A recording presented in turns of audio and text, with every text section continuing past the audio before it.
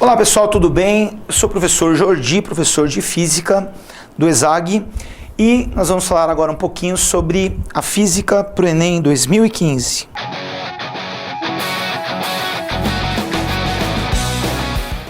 Vamos lá então, gente. Quais são as características da prova de Física do Enem?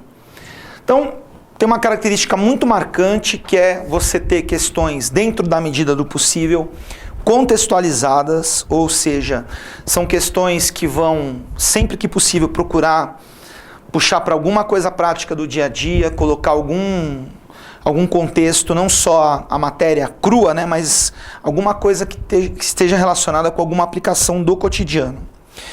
Uma outra característica que a gente percebe no Enem também é que é uma prova que pede bem mais conceitos do que contas, tá certo? Então, não que não vá cair conta alguma no Enem, mas assim, a gente analisando o que foi o Enem, principalmente nesses últimos anos, a gente percebe que é uma prova que vai cobrar muito conceito, bem mais do que conta. E aqui eu separei alguns assuntos, né, que eu acho que tem uma chance aí de aparecer no Enem, que caíram já em outras edições e podem cair nessa aqui também. Então eu separei aqui por assuntos, né? Se a gente for pensar, por exemplo, na parte de termologia, uma boa pedida é você estudar essa parte de calor, tanto calor sensível como latente. Sensível quando varia a temperatura, latente quando muda o estado físico. Uma parte que historicamente cai bastante, essa parte ligada à propagação de calor. Condução, convecção e radiação é assunto sempre cobrado aí na prova do Enem. O que são bons condutores, o que são maus condutores, ok? E eu coloquei aqui também, nessa parte aí de calor, alguns conceitos de termodinâmica. Termodinâmica é aquela parte lá que estuda gases, né? Você, por exemplo, pegar energia térmica e converter em energia mecânica em trabalho, mas assim, eu imagino que se for cobrado no Enem esse tema, também vai ter um viés bem mais conceitual do que um viés de contas. Então, legal saber a ideia de calor na termodinâmica, a ideia de trabalho, que é associado à variação do volume do gás, a ideia de energia interna do gás, que é associada à temperatura do gás. Primeira lei da termodinâmica, calor, trabalho mais variação de energia interna. E com relação à segunda lei da termodinâmica, realmente ver a parte bem conceitual mesmo, que é lembrar que não existe nenhuma máquina térmica com rendimento, operando em ciclo, né, com rendimento 100%, tá certo? Por que não pode haver? Porque viola a segunda lei da termodinâmica. E lembrar também que o ciclo no qual você tem o maior rendimento, né, que seria o nosso ciclo ideal, não é o ciclo que tem 100% de rendimento, e sim o ciclo de Carnot. É um assunto que eu acho que também pode aparecer aí numa prova. Que é um assunto que tem conta, mas é uma conta relativamente simples. Lembrando que, para esse assunto, sempre temperaturas em Kelvin, ok? Bom, falar um pouquinho agora da mecânica. Eu selecionei também alguns temas. Eu coloquei aqui cinemática. Eu acho que se for cair, cai uma coisa bem básica. Um assunto que está mais ou menos na moda é a questão dessa mudança de velocidade em várias vias. Apesar de que o Enem é uma prova nacional, né? São Paulo é uma cidade grande. O prefeito aqui mudou a velocidade aí de várias vias. E é um assunto aí que está bem na modinha, podemos dizer assim, né? Para o cara perguntar quanto tempo você leva a mais, pelo fato da velocidade ter diminuído, ou para uma eventual frenagem do carro, quanto que ele percorreria com a velocidade antiga e com a velocidade de agora, esse tipo de pergunta assim.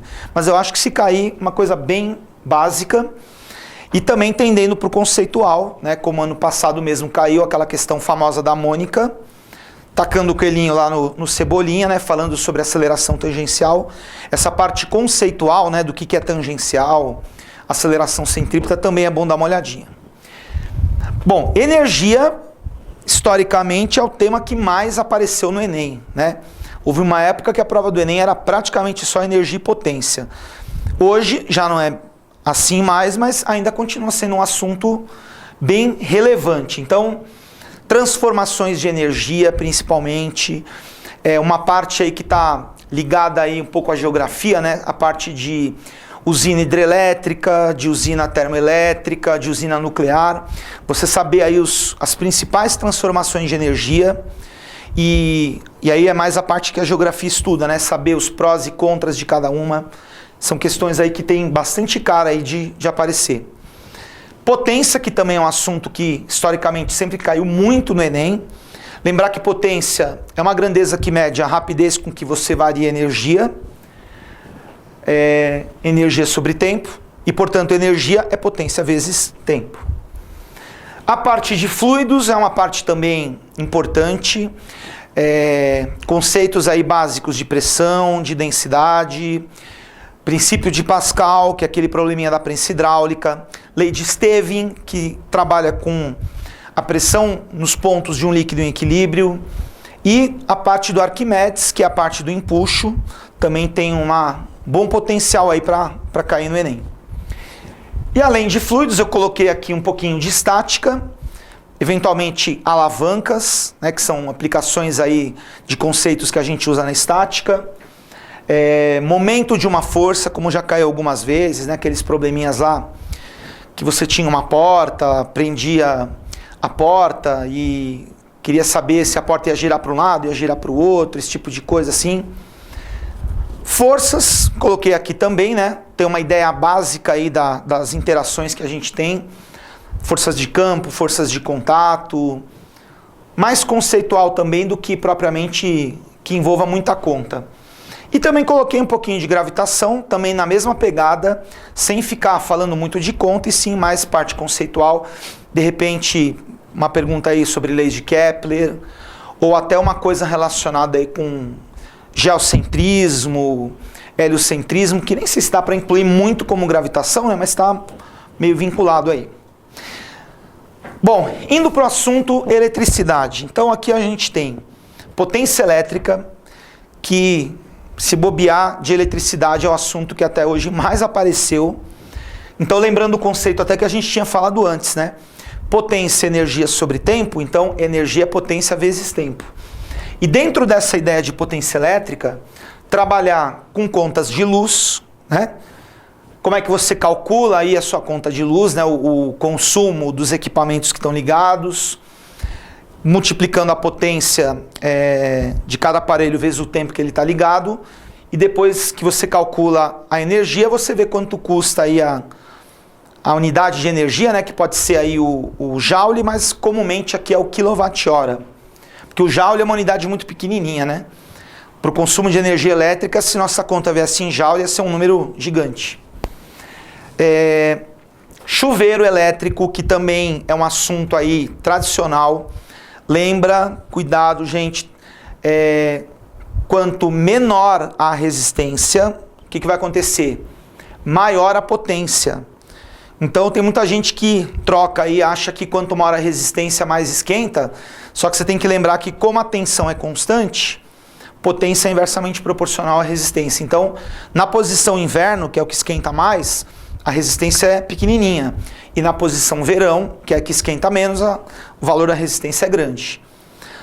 Também lembrar um pouquinho daquela parte de resistividade, né? A famosa rola, R igual a ρL sobre A.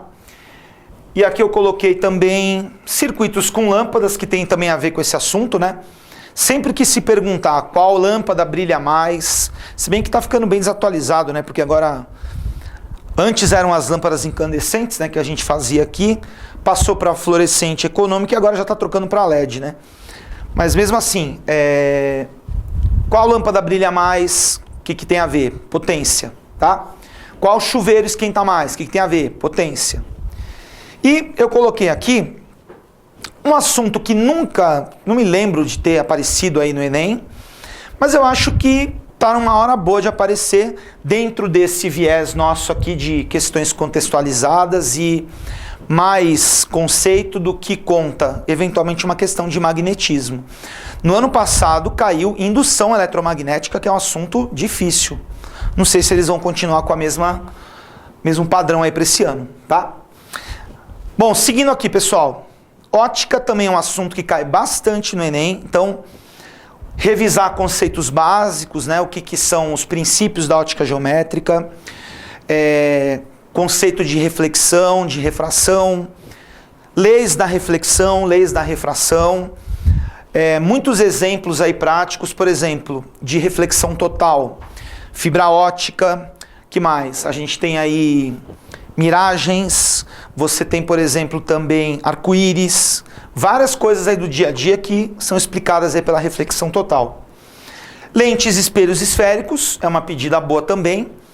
E um assunto que eu, se fosse você, daria uma especial atenção é o olho humano, a ótica da visão.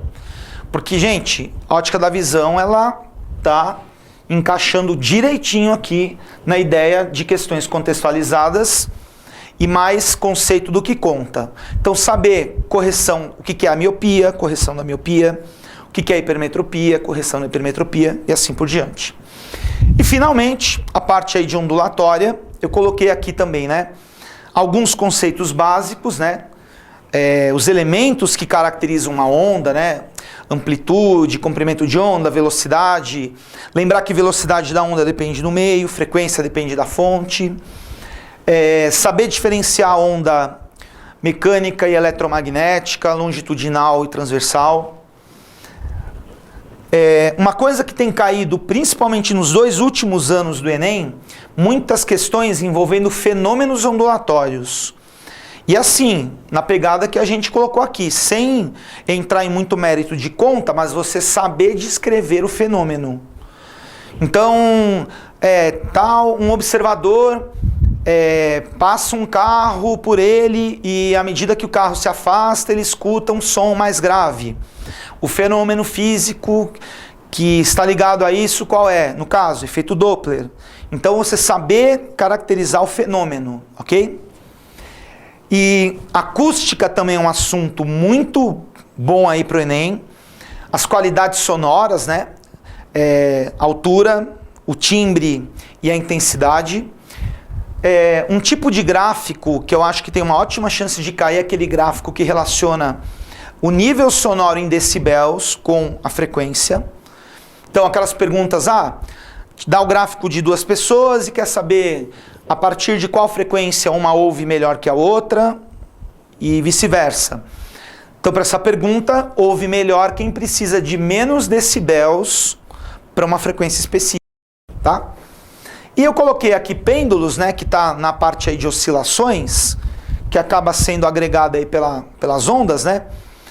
Eu diria, propriedades aí de pêndulo simples, né? O cálculo do período de pêndulo simples. E essas perguntinhas, né? Então, você aumenta o comprimento, o que acontece com o período, esse tipo de coisa aí, tá bom? Bom, pessoal, espero que vocês façam um excelente Enem, tá certo? Um abraço para todos vocês. Tchau.